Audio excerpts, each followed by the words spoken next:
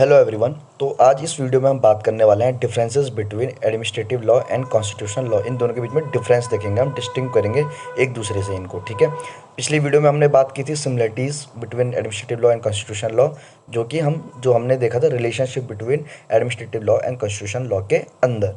ठीक है, अब पहला पॉइंट है यहाँ पे, अकॉर्डिंग टू हॉलैंड जो कि एक जूरिस्ट थे, constitution law describes various organs at rest.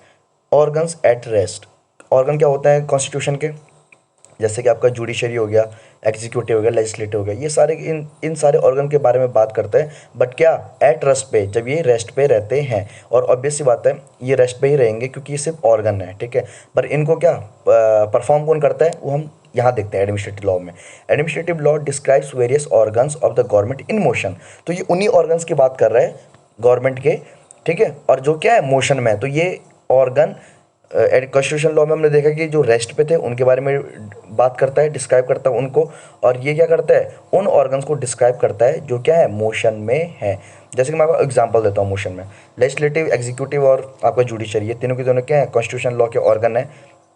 इनमें क्या क्या होता है, क्या क्या इनका स्ट्रक्चर है, क्या क्या इनको पावर है, तो ये तो रेस्ट पे हैं, तो इनकी बात तो करते हैं constitution.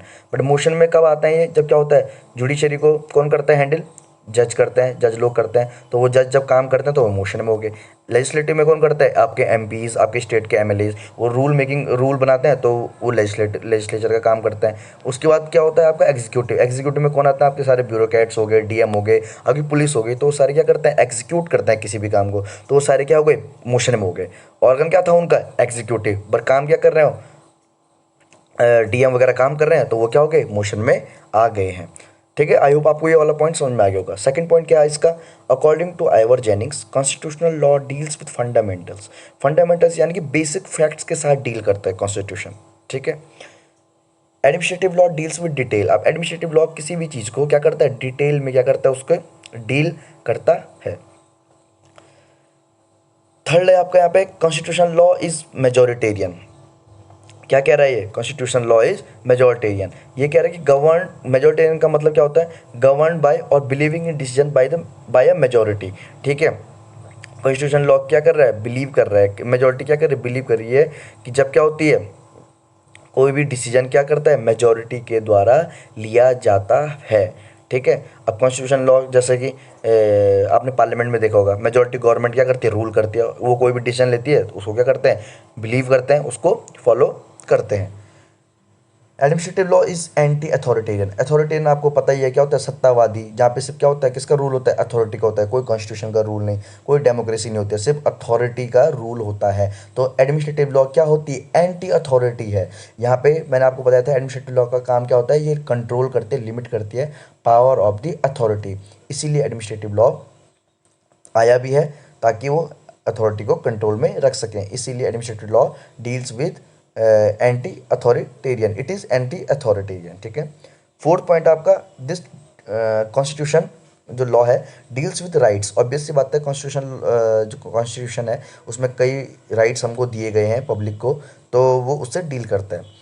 It Lay's administrative law, it Lay's emphasis on the public needs. इसका जो पूरा ध्यान रहता है एडमिनिस्ट्रेटिव लॉ का, क्या रहता है कि पब्लिक की ज़रूरतों पे, पब्लिक की नीड्स पे, इनको रिजॉल्व करने में एडमिनिस्ट्रेटिव लॉ का ध्यान रहता है कि जो जो क्या क्या ज़रूरतें पब्लिक को पड़ रही है और कैसे कैसे उनको रिजॉल्व किया जाए। ठीक है, फिफ्थ पॉइंट है आपका यहाँ पे, it is the supreme law of land. कौन, कॉन्स्टिट्यूशन लॉ। ऑब्वियस सी बात है, constitution law is the supreme law of the land. ठीक है, इससे ऊपर कुछ नहीं है। पूरी कंट्री, हमारा जो इंडिया कंट्री है वो किस पे चलेगी, कॉन्स्टिट्यूशन पे ही चलेगी, उसके अलावा किसी पे नहीं चलेगी। ठीक है, it is subordinate to constitutional law. कौन, administrative law is subordinate to the constitutional law. Obvious सी बात है, जब कॉन्स्टिट्यूशनल लॉ ही सुप्रीम हो गया है तो उसके नीचे जितने भी लॉ बने हैं वो सारे क्या हैं, सब ऑर्डिनेट ही होंगे।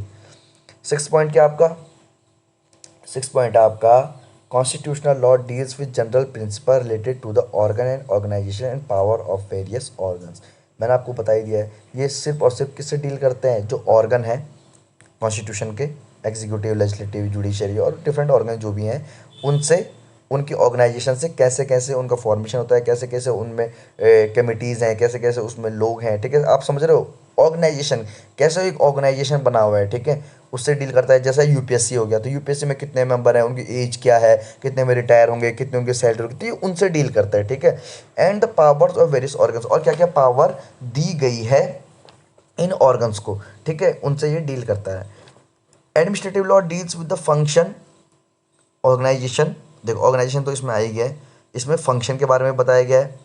पावर्स, पावर्स देख लीजिए क्या क्या पावर दी गई, और ड्यूटीज़, और इसमें बात करते हैं ड्यूटीज़ भी क्या क्या होंगी, किसकी, एडमिनिस्ट्रेटिव अथॉरिटी की। तो administrative law deals with the function, organisation, power and duties of the administrative authority. यहाँ पे ऑर्गन की बात की जा रही है और यहाँ पे एडमिनिस्ट्रेटिव अथॉरिटी की बात की जा रही है, उनके पावर, फंक्शन, ड्यूटीज़ और ऑर्गेनाइजेशन के बारे में। तो आई होप आपको ये डिफरेंसेस समझ में आ गए होंगे। आप इनको नोट कर लीजिए एक बार, और उसके बाद पढ़िए खुद से, आपको ये सारा समझ में आ जाएगा, बहुत ही इजी है। आई होप आपको ये अच्छे से समझ में आ गया होगा। Thank you so much.